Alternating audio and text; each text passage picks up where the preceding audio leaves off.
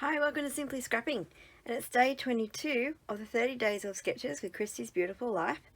And today this beautiful sketch is brought to you by Ti Kaheiki. I'm sorry if I have mispronounced that. I'm really bad with names, my sincerest apologies, but this is a beautiful sketch.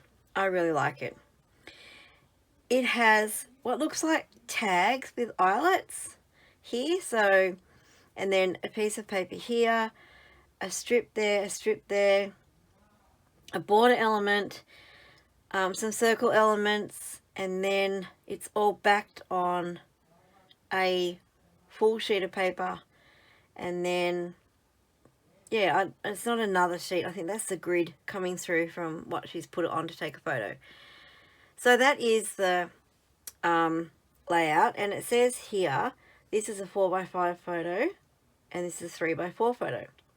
So mine inevitably is going to look different, but I'm going to try and incorporate a lot of the elements that are in the sketch.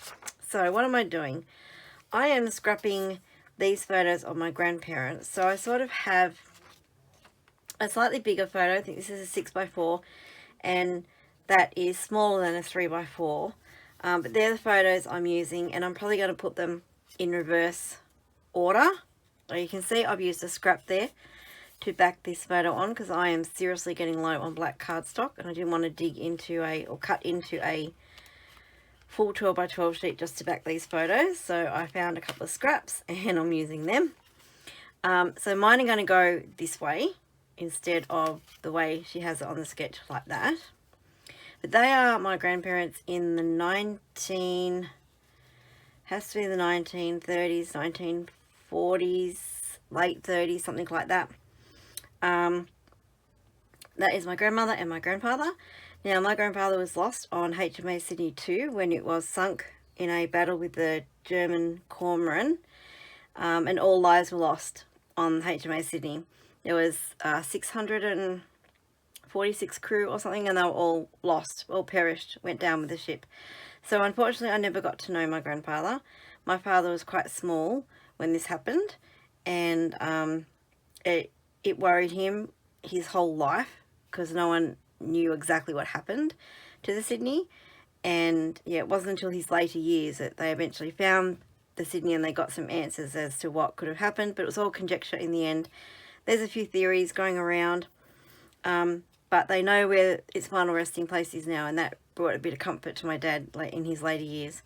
So anyway, they are the photos I'm scrapping. I am using, let's start with the paper, because then the embellishments might make a little bit more sense. I'm using, this is Lost and Found 2 by, I'm pretty sure it was Authentique. No, My Mind's Eye. And this is from 2011. And this range had lots and lots of good glitter on it. And I have a sheet where it's just thin stripes, and every second stripe is glitter, gold glitter. But I picked this one because it only has a little bit of glitter on it. But I still really like the glitter. I think it just adds something to it. I am going to trim this down and then back it on this piece of dark grey. I was using black, but was going to use black, but like I said, I've only got the one sheet of 12x12 left, so that won't be happening. I'm saving that, and we'll use it like it's gold, real gold.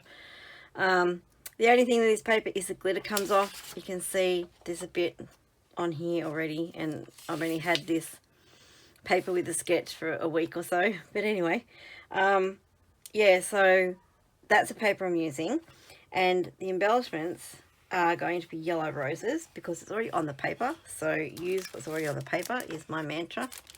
If I had to put any other embellishment on there, I would have to have covered this up, I think, because it wouldn't have made sense. So I jumped onto Creative Fabrica, and I found, just did a search for yellow roses, and it came up with these. So I printed them out and then, oh sorry, got a frog. Printed them out and then cut them out with my scan and cut. So I've got a really big cluster, and then this cluster I resized down and did two more smaller ones. Then I have this large rose, that's the size that it came in, and then I resized it and got some smaller ones. And then I thought, well, okay, I've got lots of roses. I need some more leaves, because these I plan on tucking in under the photos so you won't see a lot of the leaves. So then I did a search for rose leaves and came up with this one. It was on Creative Paprika. It was a really bright green. So I put the file in Canva, because that's the other program I use for a lot of my images and stuff like that, and just recolored it to a more appropriate color to suit these. So actually in Canva, a really good tool is you can recolor an image and use a color picker. So you can either drag it over the image and select a color, or Canva itself recognizes colors and brings up little swatches that are in the image, and you can pick from the swatches to recolor an image. So they are my flowers and my leaves, and I resized them again. So that's the original size, and then I made them smaller, and now I have lots of those as well. So I just print them out. I import all the images into Word once I've recolored them or whatever I want to do with them in Canva, and I just drag them into Word, and then I can resize them in Word to get different sizes. Then I print them out on my color printer on white cardstock and cut them out. Now I did use the scan and cut to cut these out, because I was a little bit intimidated by all the fine little details around the side, and I wasn't sure how I would go cutting it out. But because of the fine little details around the side, my scan and cut didn't pick it up, so I did have to draw an outline around the side and then use that as my cut line. And then I trimmed it, because you could actually see where I had drawn. So then I trimmed it just a little bit inside the cut line. So, and then I did the same, no, not with these. It actually, the scan and cut could pick up all of this image, and it determined its own cut line around. So I just added a little border on the side. And yeah, so anyway, I love my scan and cut now. Totally in love with it. What else am I using? Well, I have more of this range. Oh, my sticker is stuck to the plastic. So these are the layered chipboards that came with the what's it called? Collection. And on the sketch, she has a border, like a scalloped border down here. But I'm actually going to put this beside this photo. So that's my scalloped border. It won't be in the same place, and it won't be the full 12 by 12, but this is what I had, so that's what I'm using. So that is the scalloped element. And then I saw these Kaisercraft Rub-Ons English Rose collection and thought, well, isn't that pretty? I'm going to tie in a little bit more black, because I've got the black in the photos. There's a little bit of black here on the paper. My heading is going to be black, but I wanted to tie in a little bit more. So I've got this gorgeous floral element here, and I'm thinking that I could put it down here at the bottom of the photo, and then put this up next to it. I don't know if it's going to work.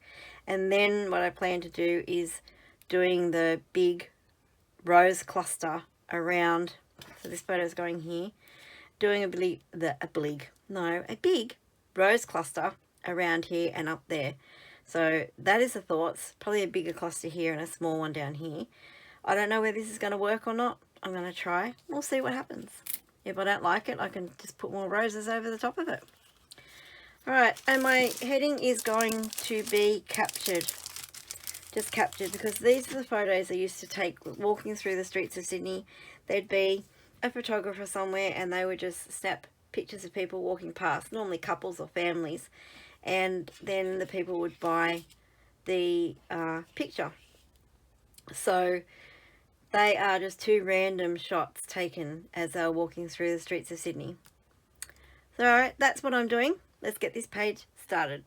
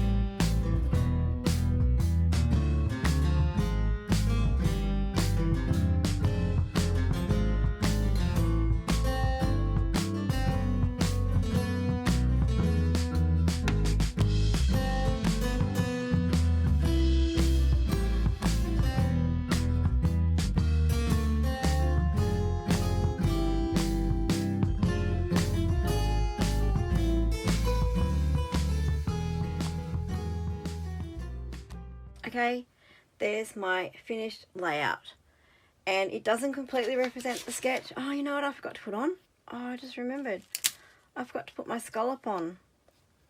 Oh, do you think it needs it? I could dodge it and put it there. No, I'm going to leave it off. I totally forgot about it. I got this down. I went, oh, that is so pretty. I'm surprised that it worked. But Kaisercraft's good quality. So that those rub-ons are a fair age. I don't even know what I've done with them now. Anyway, and they still worked. So bonus. Oh, here they are. The packet hadn't even been opened. And I'm not sure Kaisercraft put a date on things. English Rose Collection. It's got to be 2010, 2011.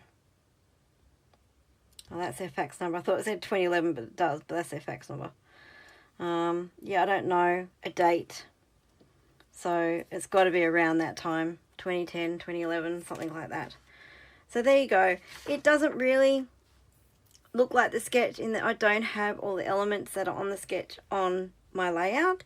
But then sketches are meant to be like a jumping off point for inspiration. So it doesn't really have to be matching the sketch exactly. But I do have some of the elements of the sketch on there. So it would have been better had I put the scalloped edge. I don't know, should I? Could I do that? But then I'm going to cover up the roses, aren't I? Oh well, can I put it anywhere else? It'll look silly anywhere else, won't it? Put it in this corner, put it up in that corner. No, I'm leaving it off. This sketch I may have to redo because I would like to actually incorporate more of the sketch elements. At the moment, all I've got is the photos and embellishment down here. My title is in the same spot, just lower. But anyway, that's my layout for today. If you've liked it, give me the thumbs up. If you're not a subscriber, please consider subscribing and hit that notify bell so you know when my next video comes out.